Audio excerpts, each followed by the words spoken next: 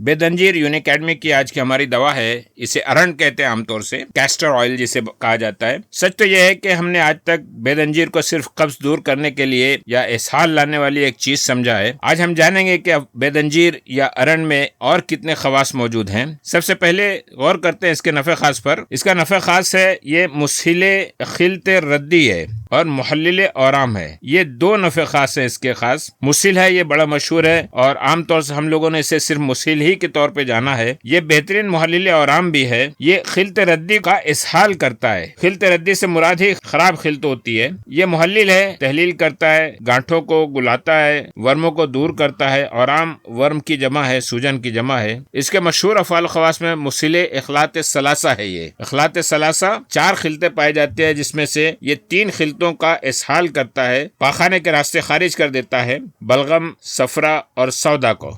ये मुस्हिले बलगम है, यानी खास तौर से जिस खिलत का ये को बाहर निकालता है वो है बलगम। ये मुहल्लिले औराम है, वर्मों को और सूजन को दूर करता है। मुलय्यन सलाबत औराम भी है, यानी जो चीजें सख्त हो गई हमारे जिस्म में, इसके मुकामी इस्तेमाल से भी और अंदरूनी इस्तेमाल से भी उसमें नरमी आ जाती है, तलीन आ जाती है। मुलय्यन नरमी से बना है। ये मुसक्किन अलम है, दर्द को भी दूर करता है। मुदिर हैज है, हैज को जारी करता है। जाली है, निखार लाता है। चेहरे पे और बैरूनी तौर से इस्तेमाल करने पे दाग धब्बों को दूर करता है। ऐसी चीजों को जाली कहा जाता है। ये मुखरिजे किरमे शिकम है, पेट के कीड़ों को दूर करता है, खारिज भी कर देता है। इसके मौके इस्तेमाल जानते हैं। मुस्हिल इखलात सलासा होने की हैसियत से और खास तौर से बलगम का इसाल करने के लिए इसे बलगमी अमराज में इस्तेमाल किया जाता है। फालिज, लखवा, राशा, खांसी और जिकुन नफस की शिकायत, कूलंज, पेट में दर्द की शिकायत, इस्तिस्का, पेट में पानी भर जाने की शिकायत, वजुल मुफासिल, जोड़ों के दर्द की शिकायत, ये हर एक में काम आता है। फालिज लखवा का अर्जा हो, राशा की कैफियत हो, खांसी, सर्दी या जिको नफस की तकलीफ हो, पेट में दर्द हो, मरोड़ हो, इसकी तरकीब इस्तेमाल ये सुफूफ के तौर पर और खास तौर से रोगन इस्तेमाल किया जाता है। पत्तों का लेप किया जाता है। पत्तों को कूच कर उसका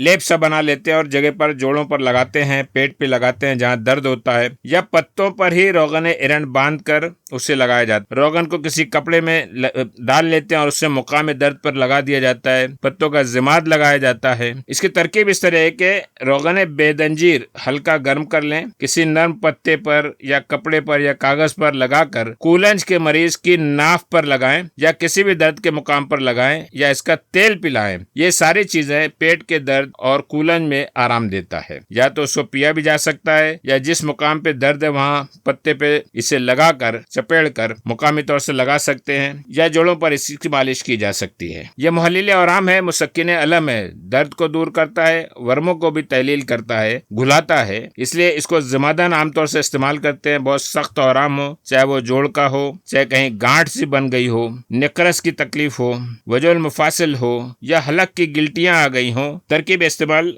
ज़माद बर्ग यानी पत्तों का ज़माद लगा लें, उसके कूच कर उसका ज़माद लगाया जा सकता है। रोगन की मालिश कर सकते हैं, तेल से चिपड़ कर पत्तों को लगा सकते हैं, कपड़ों को बांध सकते हैं। ये नीम गर्म हालत में बांधे तो ज्यादा फायदा करता है। ये सारी शक्लें यहाँ दी गई हैं। किसी कपड़े में इस रोगन को मिलाकर और लपेट कर उस मुकाम पर बांधा जा सकता है। इसके पत्ते तिल्ली के तेल में, यह इस्तेमाल बताया जा रहा है, इसके पत्ते तिल्ली के तेल में तर करके गर्म या बीजों को पीस कर गर्म हालत में ही जोड़ों के सूजन पर बांधने से सूजन दूर होती है। बीजों को सिरके में पीस लें और ऐसी हालत में भी इसको लेप किया जा सकता है। खास तौर से निकरस और वजुल मुफासिल को तस्कीन देता है, दर्द कम हो जाता है। कमर में दर्द हो तो वो दर्द कम हो जाता है। मसाने के मकाम पर अगर आप लेप करें या इसको लगाएं पोल्टिस के जैसा, तो मसाने का दर्द भी कम हो जाएगा। बेदंजीर के पत्तों को पीस कर पोल्टिस बनाकर बवासीर के मस्सों पर बांधने से बवासीर को आराम होता है। तरकीब ये बताई गई कि बेदंजीर का तेल 20 मिलीलीटर लें, इसे तांबे के बर्तन में डालकर आग पर रखें और बर्तन को ढांप दें। जब गर्म हो जाए तो आग से नीचे उतार लें। इसमें 2 रत्ती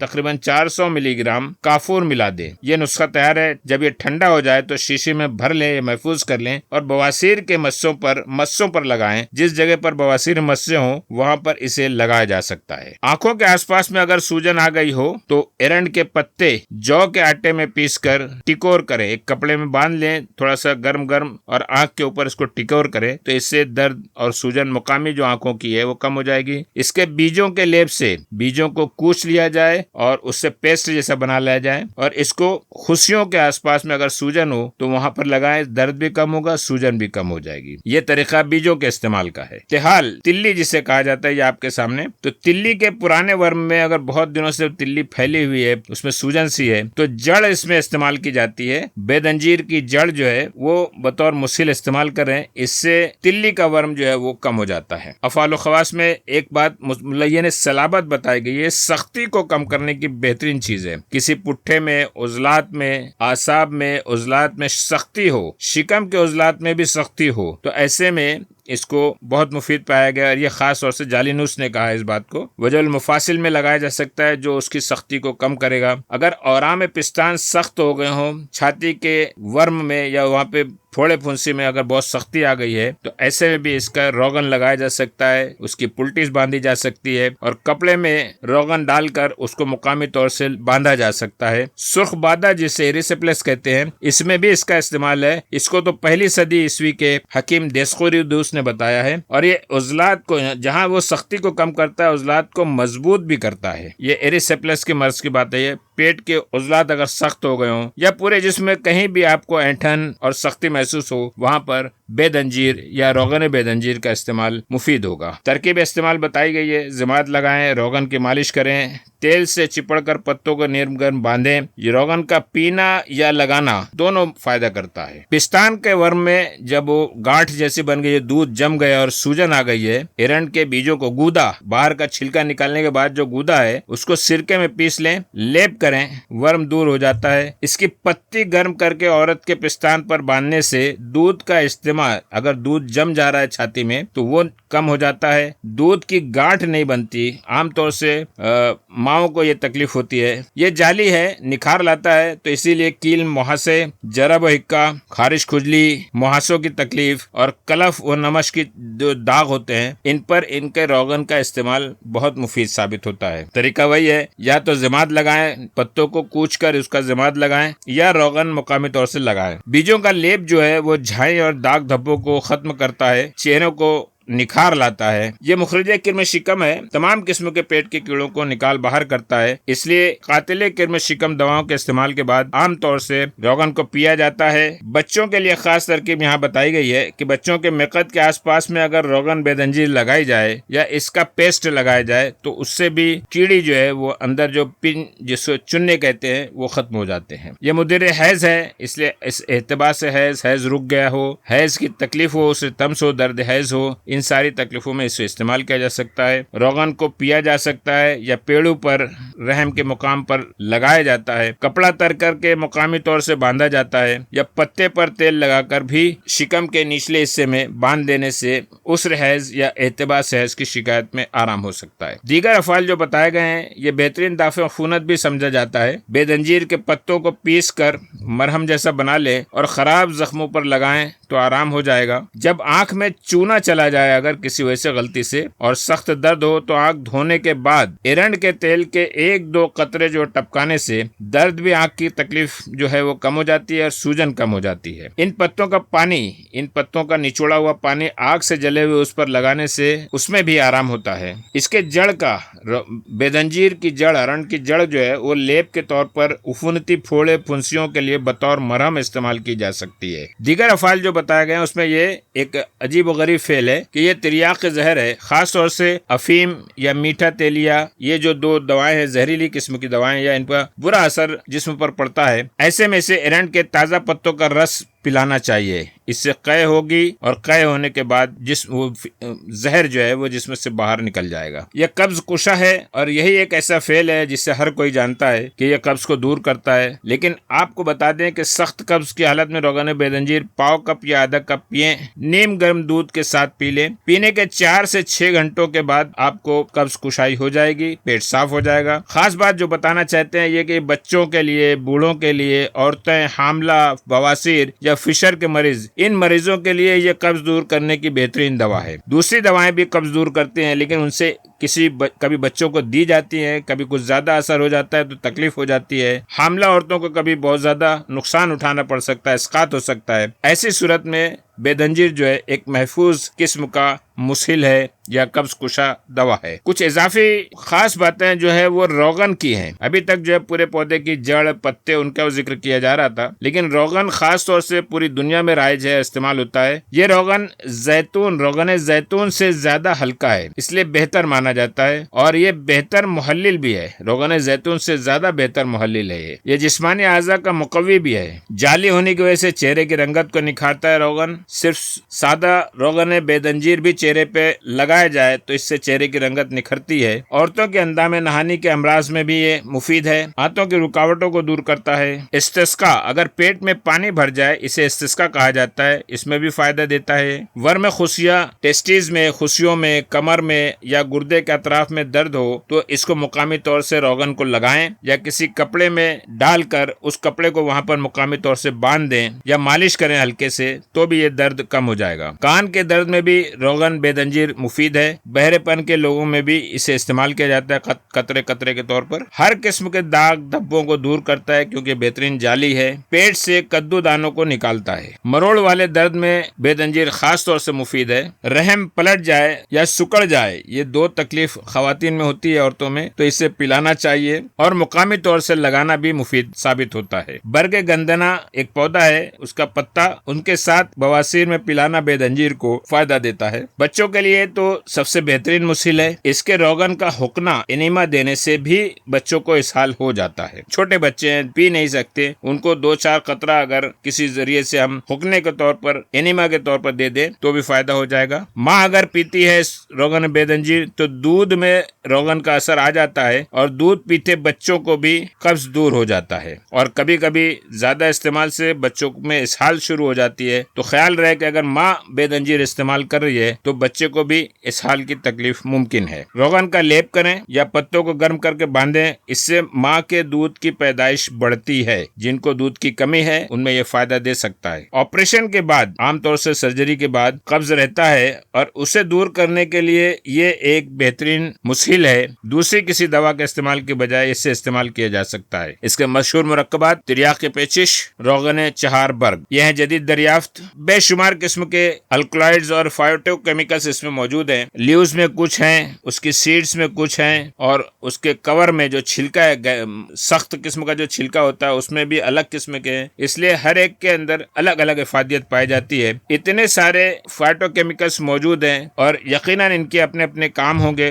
कुदरत ने इन्हें यूं ही नहीं इस बूटी में डाला है। ये उसके रोगन के फाइटोकेमिकल्स हैं। उसके तेल में क्या क्या पाया जाता है और इनकी वजह से रोगन बेदंजीर के अंदरूनी इस्तेमाल से या बैरूनी इस्तेमाल से जो फायदे हमें हासिल होते हैं वो इन्हीं की बदौलत होते हैं। तिब्बी एतबार से जो इसकी साइंटिफिक स्टडीज हुई हैं और जो उसके फवायद सामने आए हैं वो भी बेशुमार हैं और अब इनकी जदीद टिब ने भी तस्दीक कर दी है। ये हेपेटोप्रोटेक्टिव है, एंटी फाइलेरियल है, एंटीऑक्सीडेंट है, एंटी एस्थमेटिक है, दमा को दूर करता है, फाइलेरिया को दूर करता है। ये एंटी माइक्रोबियल है, एनाल्जेसिक है, बेहतरीन, मुकामी तौर से भी बहुत अच्छा असर है, एंटी इन्फ्लेमेटरी है, मुहल्लिल आराम है, वुंड हीलिंग इफेक्ट पाया जाता है, बोन रीजनरेशन करता है, जहाँ पर फ्रैक्चर है वहाँ पर लगाया जा सकता है इसे। ये एंटी अल्सर है, एंटी फंगल है, मुकामी तौर से जो जाली असर बताया गया इसका, तो जिल्द पर होने वाले दाग धब्बों में अगर फंगल इन्फेक्शन की वजह से है तो वो भी दूर होता है। ये एंटी कैंसर इफेक्ट भी इसमें पाया गया है। एंटी डायबिटिक भी है, डायबिटिक को कंट्रोल करता है, एंटी कन्वर्जेंट है, सरा मिर्गी की कैफियत में भी ये फायदेमंद है, उसके भी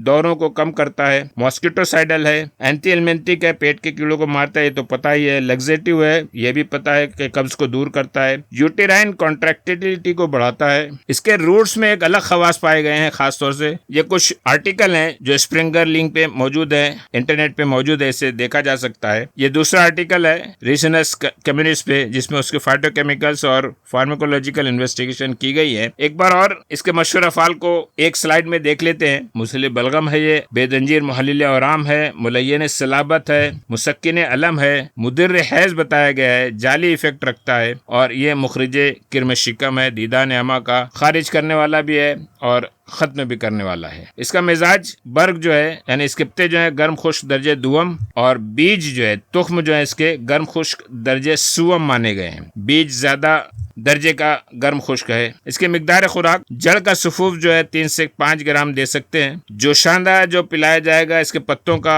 या जड़ का वो 50 से 100 मिलीलीटर। बीजों को अगर देना है तो 1 से 5 ग्राम ज्यादा से ज्यादा दी जा सकते हैं। इसका रोगन 10 से 20 मिलीलीटर तक पिलाया जा सकता है। यही है मिकदार खुराक। इसकी मुजर्रत जो है ये मैदे के लिए नुकसानदेह है, लेकिन इसकी इस्लाह की जा सकती है। या तो कतीरा इसमें शामिल कर लें, मस्तगी मिला लें, गोंदे बबूल मिला लें या पुदीना साथ में इस्तेमाल करें। इससे मैदे की तकलीफ की इस्लाह हो जाएगी। अगर बेदंजीर ना मिले तो जमाल गोटा जैसी सख्त चीज दी जा सकती है जो बहुत कवी होता है, इसीलिए इसकी खुराक बहुत कम है। याद रहे कि बदल आमतौर से सारी चीजों का बदल नहीं हो सकता, उसके कुछ खवास का बदल होता है। जैसे बेदंजीर में इसहाल की खासियत पाई जाती है और जमाल घोटे में भी इसहाल की खासियत पाई जाती है, तो उस लिहाज से यहाँ बदल दिया गया है। तुख्म बेदंजीर का 10वां हिस्सा जो है वो उतना जमाल घोटा लें तो इसके मुतवाजी असर आपको मिलेगा। आइए अब तलबा की दिलचस्पी के लिए और जिन लोगों को शनाख्त और माहियत से ज्यादा लगाव है, तलबा की निसाबी जरूरियात का ख्याल रखा गया है। सबसे पहले